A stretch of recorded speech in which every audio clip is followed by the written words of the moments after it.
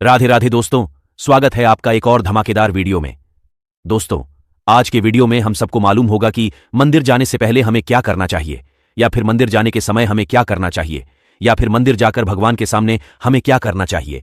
ऐसा क्या करें जिससे हमारा कल्याण हो सके, और वह कौन सी गलती है जिसे करने से घर परिवार में दुख और दुर्घटना हो सकता है। वीडियो पूरा देखिए, तभी जान पाओगे। कमेंट करके जरूर बताना महाराज जी की बातों से सहमत हो या नहीं।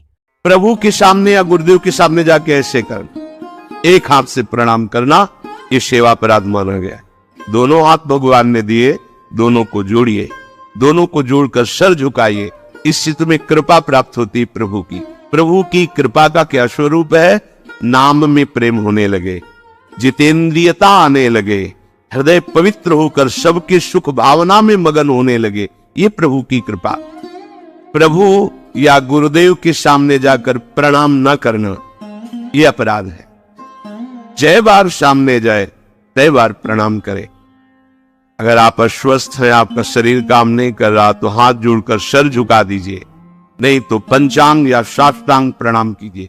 जय बार गुरुदेव से मिले, जय बार प्रभु के श्री विग्रह के सामने जाए तय बार प्रणाम करे।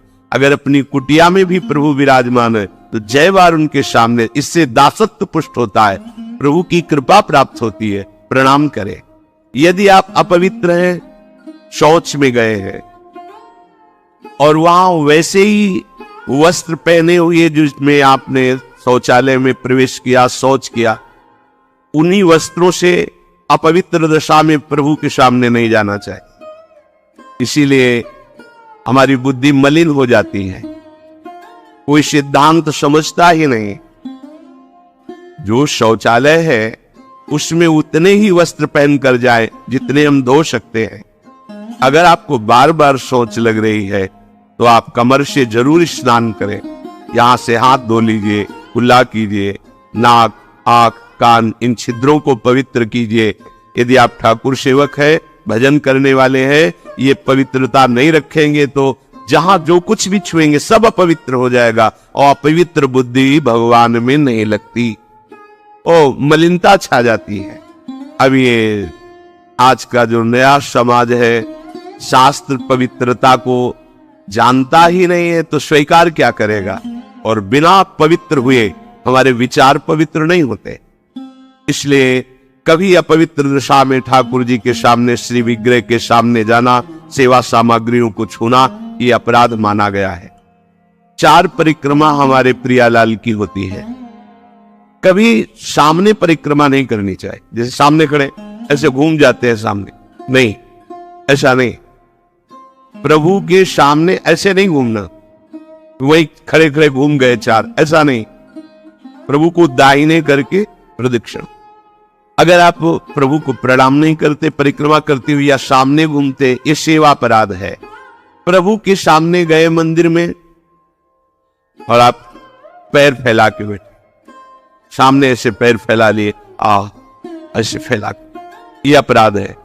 अपने आराध्य देव के सामने, अपने गुरुदेव के सामने पैर फैला के नहीं बैठा जाता।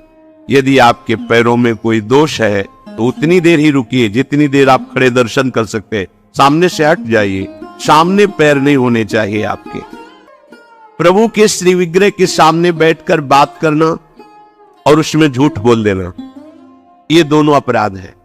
प्रभु के दर्शन करने के लिए जब जाइए तो बोलिए मत किसी से, और कैसे हो, क्या है, कुछ नहीं, राधा राधा राधा, या बात करनी तो बाहर मिलना, या हम दर्शन, आप भी दर्शन कीजिए और हट जाइए उससे। अगर कभी कोई अपना पूज्य जन, बड़ा जन है, उनसे बात कर रहा है तो उसको कैसे कहें कि आप हट जाइए? तो जितनी बात हो भागवतिक हो और सत्य हो, क्योंकि वहां सत्य साक्षी देने की नहीं, प्रभु विराजमान है। वहां का झूठ तुम्हारे पुण्यों को नष्ट कर देगा। पहले भी जब कोई बात सत्य कहलानी होती थी तो कहा जाता था मंदिर में चढ़ के बोल दो, फिर हम दोबारा तुमसे नहीं पूछेंगे। वो हाँ चलो, तो मंदिर में बोल रहा है मतलब सत्य बोल रहा है। प्रभु के सामने झूठ बोलना या अन्य वार्ता करना, यह अपराध है। प्रभु के श्री विग्रह के सामने जोर जोर से किसी को बुलाना, जोर से आवाज नहीं, स्वामी विराजमान है। अगर किसी को बुलाना भी है, इशारे से समीप जाके स्पर्श कर, चलो दर्शन करो।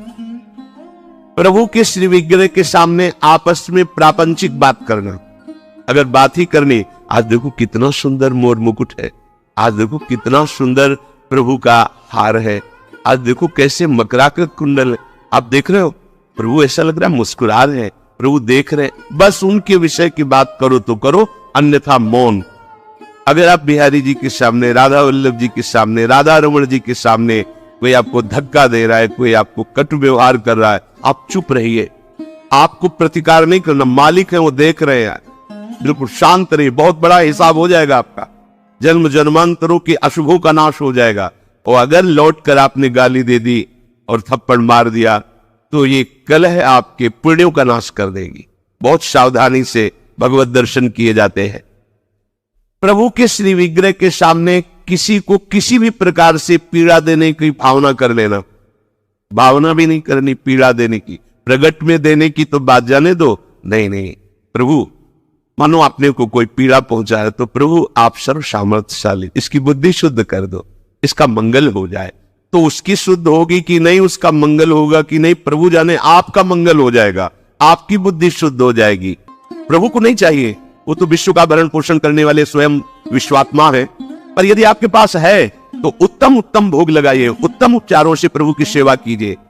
ऐसा नहीं कि आप अपने लिए वस्त्र बहुत महंगे लाते हैं और प्रभु के लिए ऐसे साधारण कपड़े ले आए, अपने लिए अच्छी भोग सामग्री प्रभु के लिए, ऐसे दुकानों में है, सुपारी किसके लिए लेना है, आपको खाना है तो अच्छी क्वालिटी की रखिए, और अगर पूजा के लिए लेना है तो जो कोई खाएगा नहीं वो रखी पूजा वाली, सूखे नारियल पूजा के लिए, टून का कपड़ा पूजा के लिए, ये ऐसा नहीं होना चाहिए, ये सेवा अपराध है।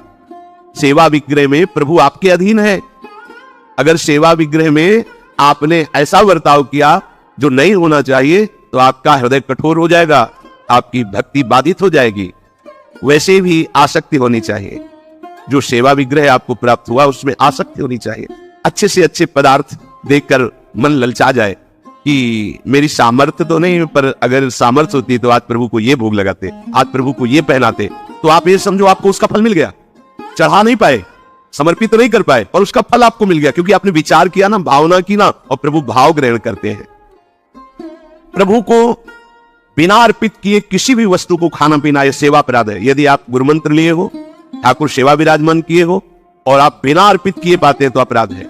प्रभु को निवेदन किए बिना कोई भी वस्तु खाना पीना यह सेवा अपराध है। और जो ऋतु में सबसे सुंदर फल है, जो अनुकूल मौसम के है, वैसे ही सेवा करनी चाहिए। सर्दी है, थोड़ा गुनगुना जल, वो पदार्थ भोग में लगाएं जो सर्दी दूर करते हैं, क्योंकि आप जैसी भावना करेंगे प्रभु वैसा ही आपको अनुभव कराएंगे। प्रभु के श्री विग्रह के सामने पीठ करके बैठ जाना, सामने श्री जी विराजमान है तो उनके सन्मुख होकर के बैठिए या साइड में बैठिए, ठीक उनके सामने पीठ नहीं होनी चाहिए। अगर वहां गुरु जी पधारते हैं या गुरु स्वरूप महापुरुष कोई पधारते हैं तो श्री विग्रह के सामने से हट जाइए और दूर होकर के फिर उनको लक्ष्य करके प्रणाम कीजिए, पर सामने नहीं। श्री जी के सामने, श्री विग्रह के सामने किसी को प्रणाम न कर, श्री जी के सामने प्रणाम ना करवाना और प्रणाम ना करना, केवल श्री जी को प्रणाम करना। इन्हीं की कृपा से हमारा जीवन सतमार्ग में चलता है।